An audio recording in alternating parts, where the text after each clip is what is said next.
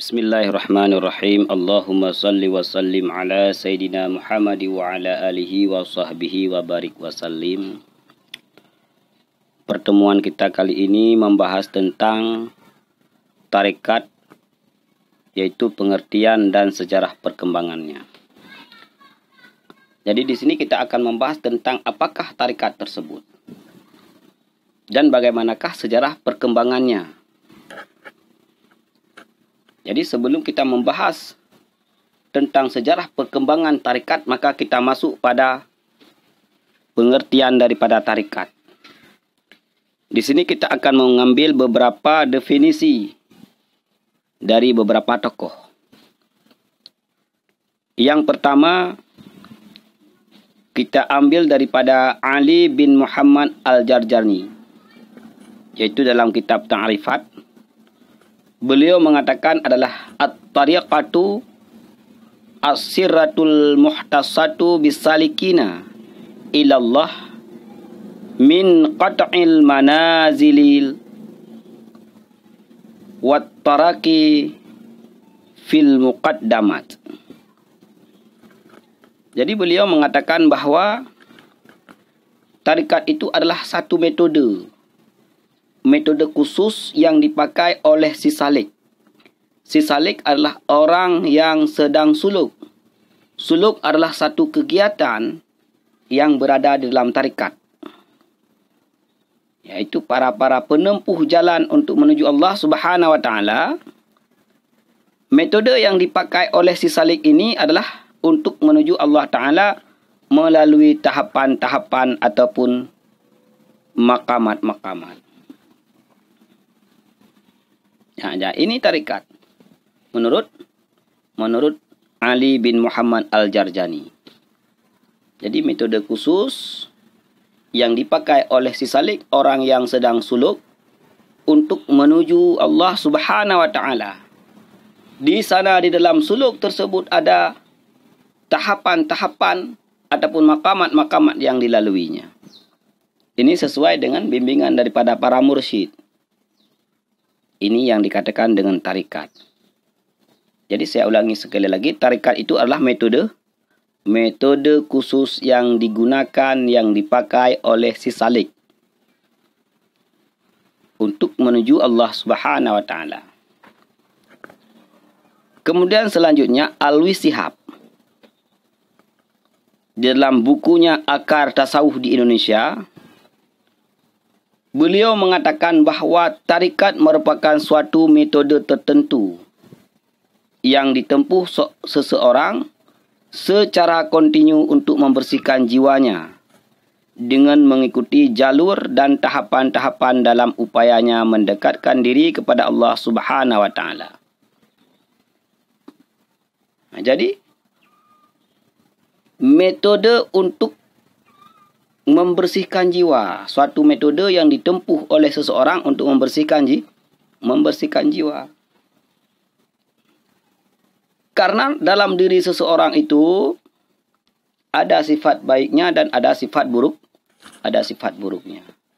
Jadi metode untuk membersihkan diri seseorang daripada sifat-sifat buruk, yaitu mengosongkan jiwa tersebut daripada sifat buruk tersebut untuk mendekatkan diri kepada Allah Subhanahu wa taala, ini adalah tarikat menurut Alwi Shihab. Kemudian dalam forum karya ilmiah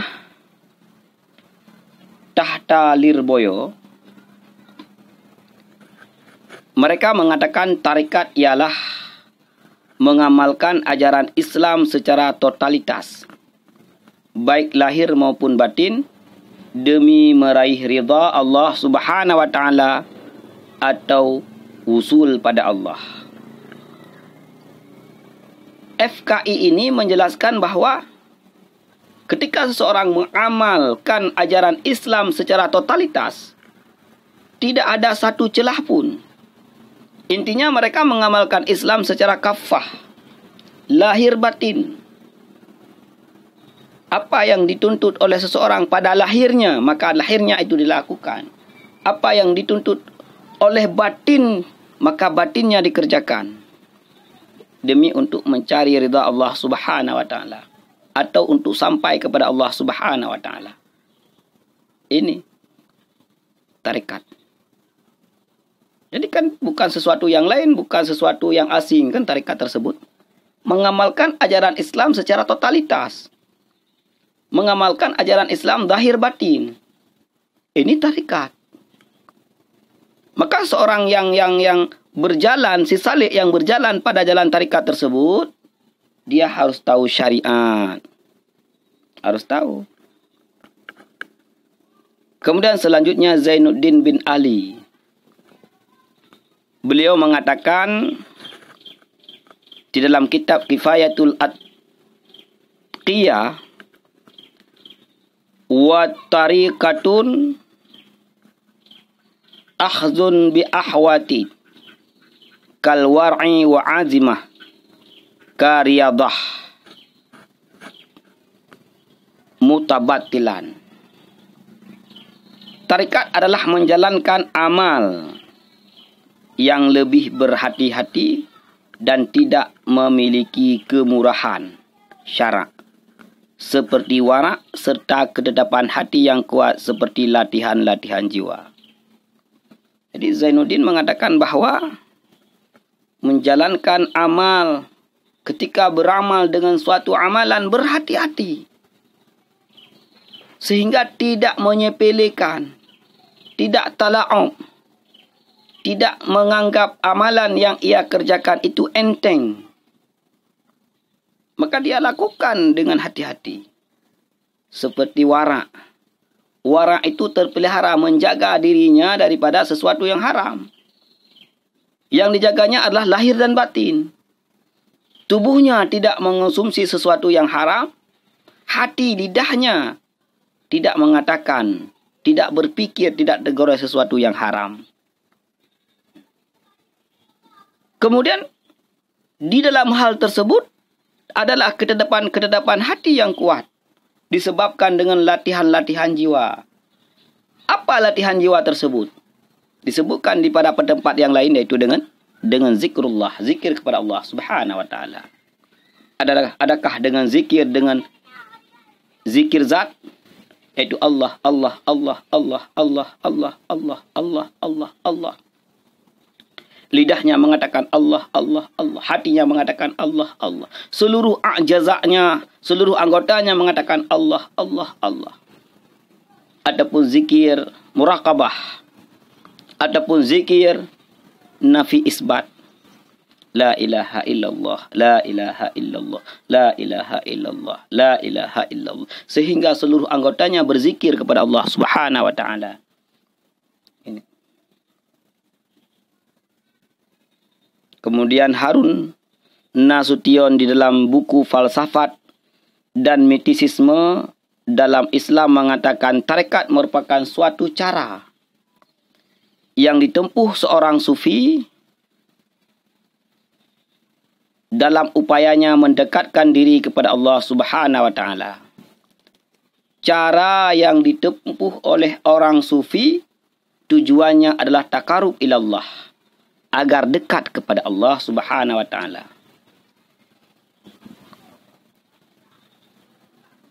Kemudian Harun Nasution melanjutkan, namun dalam perkembangannya tarekat menjadi sebuah organisasi yang dipimpin oleh seorang syekh ataupun guru spiritual, dan sebagai anggotanya adalah para murid syekh tersebut.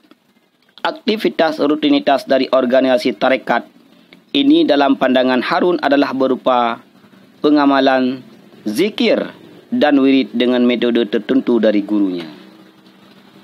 Jadi cara yang ditempuh, jalan yang ditempuh untuk takarub kepada Allah Subhanahu wa ta'ala lebih jelas dijelaskan adalah dengan zikir. Zikrullah. Dengan wirid. Ini. Muhammad Amin Al-Kurdi di dalam kitab Tanwirul Qulub fi Mu'amali Allamil Al-Ghuyub mengatakan bahwa tarekat adalah pengalaman syariat dengan mengambil hal-hal yang penting atau lebih hati-hati menunaikan kewajiban dan amal sunnah dengan kadar kemampuan di bawah penguasaan orang yang ma'rifat, dan menjauhi perilaku yang diharamkan, dimakruhkan, serta tidak berlebihan melakukan sesuatu yang mubah. Jadi pengalaman syariat dengan mengambilkan hal-hal yang penting serta sangat hati-hati dalam melakukan segala hal, baik dalam mengerjakan perkara wajib, baik dalam hal mengerjakan perkara sunnah, bahkan dalam hal tersebut dibimbing oleh orang yang ma'rifah, yaitu dinamakan dengan mursyid, dibimbing oleh seorang mursyid. Maka murid daripada mursyid tersebut dia akan menjaga dirinya daripada hal-hal yang haram, daripada hal-hal yang makruh, bahkan yang mubah sekalipun apabila berlebihan tidak dia lakukan. Karena tujuan daripada mereka adalah tetap takarub kepada Allah Subhanahu wa taala.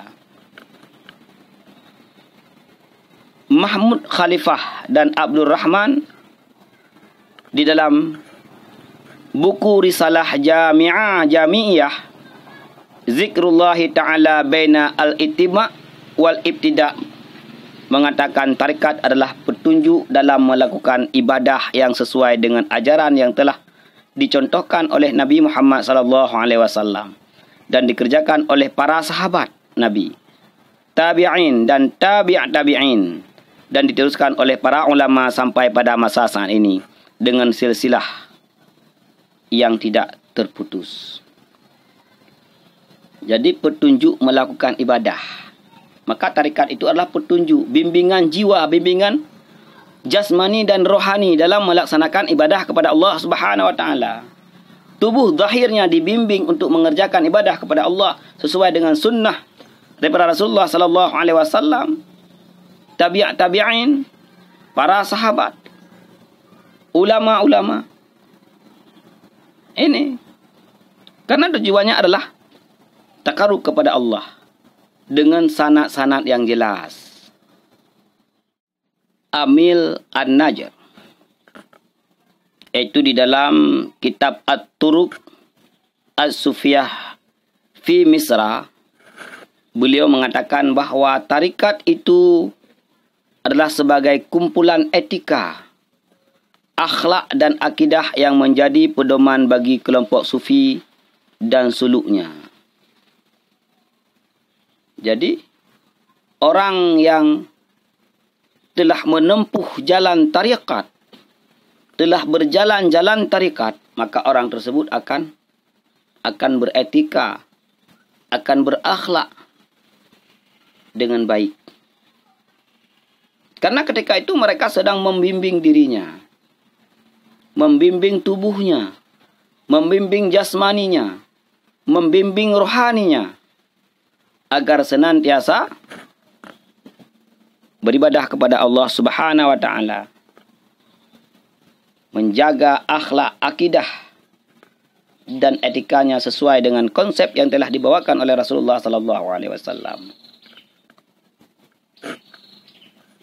Sejarah perkembangan tarikat. Tarikat itu pada dasarnya adalah berasal daripada baginda Nabi Muhammad sallallahu alaihi wasallam. Karena Nabi Muhammad adalah sebagai sahibus syariah, pemilik daripada syariat. Jika Allah Subhanahu wa taala mewahyukan kepada Nabi, Nabi menyampaikan kepada umatnya. Ini cara membersihkan diri untuk takarub kepada Allah itu seperti yang pernah dicontohkan oleh Rasulullah. Rasulullah itu orang yang paling baik akhlaknya. Rasulullah orang yang paling baik hatinya. Maka tarikat itu adalah membersihkan diri, membersihkan jiwa daripada sifatu-sifatu sayyi'ah. Maka tarikat itu berasal daripada baginda Nabi Muhammad sallallahu alaihi wasallam, walaupun ketika itu tidak dinamakan tarikat. Pada umumnya tarikat-tarikat sufi itu memiliki silsilah yang menunjukkan bahawa sumbernya itu adalah berasal daripada Nabi Muhammad sallallahu alaihi wasallam. Ini sesuai kita lihat dalam sanad-sanad mursyid. Jadi sanad-sanad mursyid tersebut itu sampai kepada baginda Nabi Muhammad sallallahu alaihi wasallam.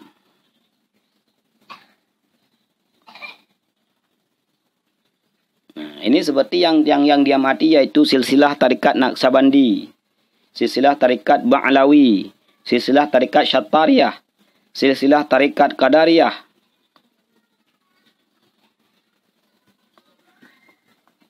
Dalam suatu riwayat menjelaskan bahawa pernah Nabi Muhammad sallallahu alaihi wasallam satu ketika mengajarkan Ali bin Abi Thalib suatu cara pendekatan diri yang paling utama terhadap Allah Subhanahu wa taala. Kemudian Ali bin Abi Thalib mengajarkannya pula kepada orang lain. Jadi Rasulullah mengajarkan Ali bin Abi Thalib tentang bagaimana cara takarrub mendekatkan diri kepada Allah Subhanahu wa taala. Ali kemudian mengajarkannya kepada orang lain. Ini sebagaimana termaktub di dalam kitab Kunci Memahami Ilmu Tasawuf. Cara berzikir di dalam hati yang dikembangkan oleh tarekat Naqsyabandi adalah berasal dari Nabi Muhammad sallallahu alaihi wasallam yang diajarkan kepada Abu Bakar As-Siddiq ketika mereka sedang bersembunyi di Gua Hira. Jadi ketika Rasulullah sallallahu alaihi wasallam keluar bersama Abu Bakar kemudian bersembunyi dalam Gua Hira, maka ketika itu Rasulullah sallallahu alaihi wasallam mengajarkan cara berzikir dalam hati kepada Abu Bakar.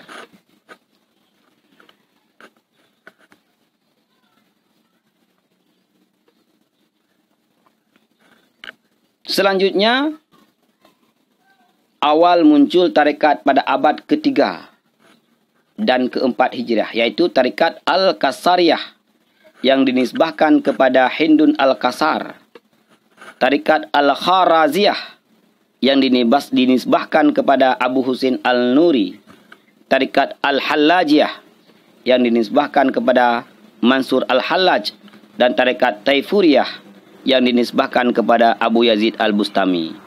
Ini sebagaimana termaktub dalam Ensiklopedi Islam tentang awal munculnya tarekat. Selanjutnya pada abad ke-12 Masehi atau abad ke-6 Hijriah, tarekat-tarekat ini telah sampai di Indonesia. Nah, tarekat sampai di Indonesia yaitu abad ke-6 Hijriah. Tarekat yang terkenal ketika itu di Indonesia adalah tarekat Qadariyah, Rifa'iyah, Naqsyabandiyah, Sammaniyah, Khalwatiyah, Al-Haddad, dan Khalidiyah. Ini sebagaimana termaktub dalam buku Akhlak Tasawuf.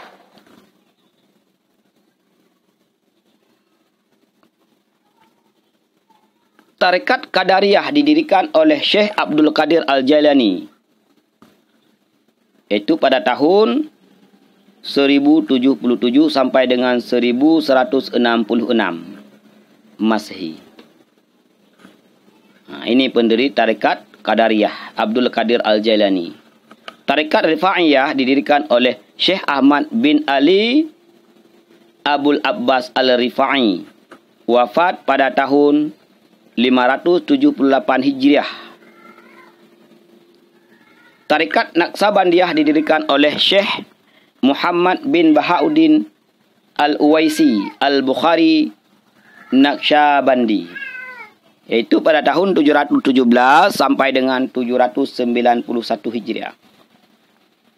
Ini tarekat yang banyak berkembang di Aceh. Tarekat Sammaniyah didirikan oleh Syekh Muhammad Summan. Beliau wafat pada tahun 1720 Masehi. Selanjutnya tarekat Khalwatiyah didirikan oleh Syekh Umar Zahiruddin Al-Khalwati, yaitu beliau wafat pada tahun 1397 Masehi. Tarekat Al-Haddad didirikan oleh Said Abdullah bin Alawi bin Muhammad Al-Haddad. Iaitu pada tahun 1044 Hijriah. Tarekat Khalidiyah didirikan oleh Syekh Sulaiman Zuhdi Al-Khalidi.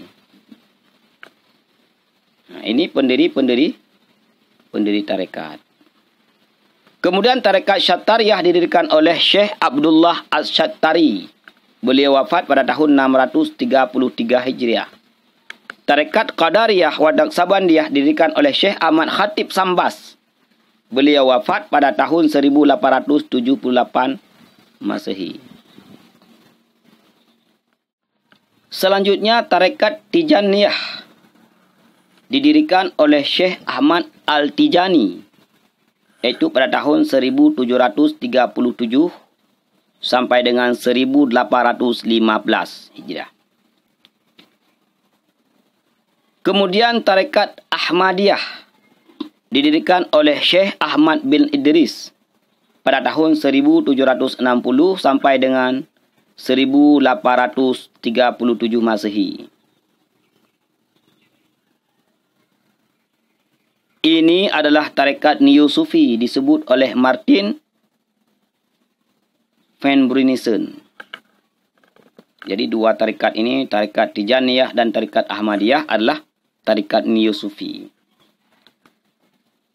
Tarekat yang pertama berkembang di Indonesia adalah tarekat Qadariyah pada abad ke-16 Masehi. Tarekat Syattariyah, Naqsabandiyah, Khalwatiyah dan Rifa'iyah pada abad ke-17 Masehi. Jadi tarekat paling tua adalah tarekat Qadariyah di Indonesia.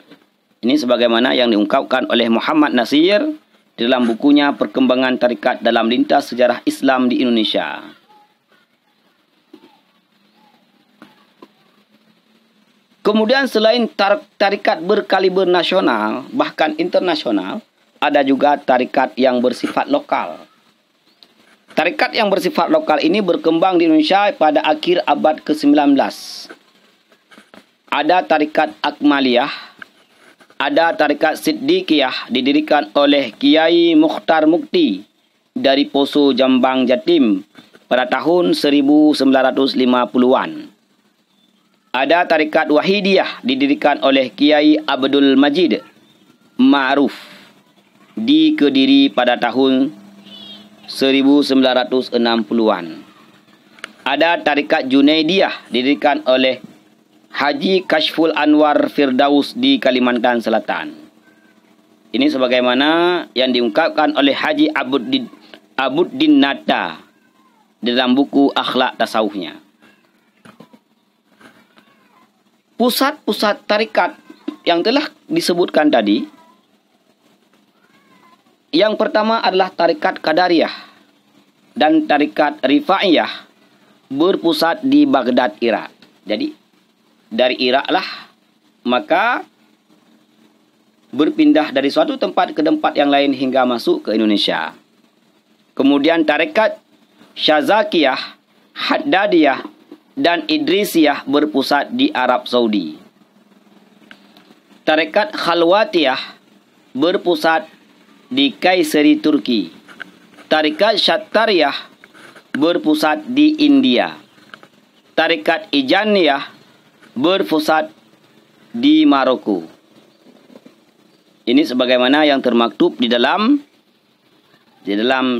Dewan Redaksi Ensiklopedia Islam cetakan ketiga. Selanjutnya tarekat Samaniyah dan Qadariyah wa Naqsabandiyah ada yang mengatakan berpusat di Arab Saudi. Jadi ada yang mengatakan di Arab Saudi dan ada yang mengatakan di luar Arab Saudi. Inilah tentang pengertian tarekat, kemudian perkembangan tarekat di dunia dan di Indonesia, kemudian pusat ataupun asal muasal tarekat tersebut beserta tokoh-tokoh pendirinya. Mudah-mudahan bermanfaat. Wallahu a'lam bishawab.